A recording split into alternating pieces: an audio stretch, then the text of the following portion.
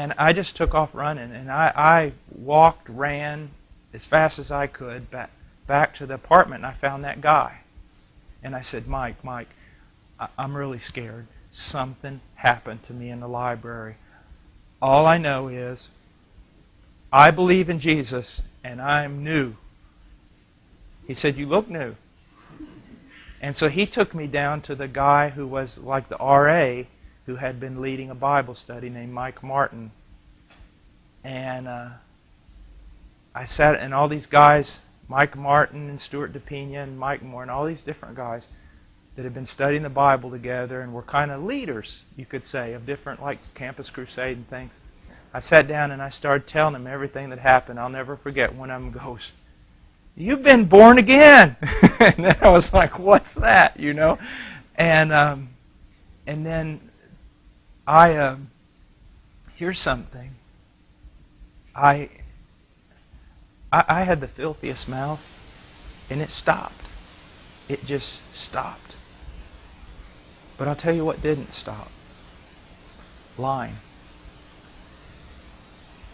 And after the joy of that day, I began to think about I had lied to people. And then, so many things in my life changed, but then I would be talking and something would just pop out that wasn't true. And before, I could just, it didn't bother me. I was proud of my lying. You know, I could make anybody believe anything. And I would be so struck down by the Holy Spirit and so ashamed that I would have to go back and say, I lied. I lied. And it went on. It's amazing. Some things, drinking and cussing and everything, just stopped. But other things were like this thing that constantly broke me. And the Lord then gave me victory over it. But it was, and now it's like one exaggeration. My wife says that I speak in superlative. She says everything is the greatest to you. Everything is the biggest to you. And that's true, but even in that sometimes the Lord just gets me. So that's why when some of you guys get real fired up for the Lord and you see someone else that maybe comes into your circles and it seems like God's done a work, but in one area of his life he's really struggling for change, don't discount him or think he's unconverted. Sometimes the Lord will remove so many things, but other things we just deal with, throughout our life. And then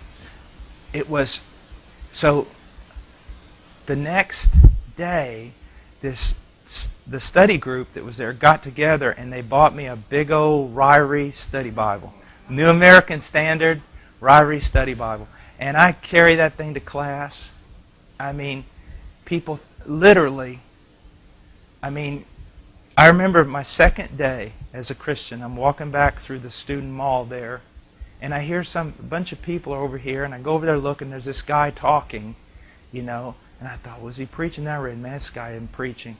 And he was teaching on, just sharing about why sex is good, marriage is just an artificial institution, and promoting just wickedness. And I'll never forget, all of a sudden, just something. I just got so, and I just went through the crowd, and I just, you're lying. You're a liar. That's not true. So that was the beginning of my street preaching. My ministry was defined. But another thing that was, when I was a boy, 14, 15, I would have dreams all the time. Well, not all the time, but frequently. I would have dreams of me preaching. And I would wake up crying and telling God, I'll get saved if you promise me I don't have to preach.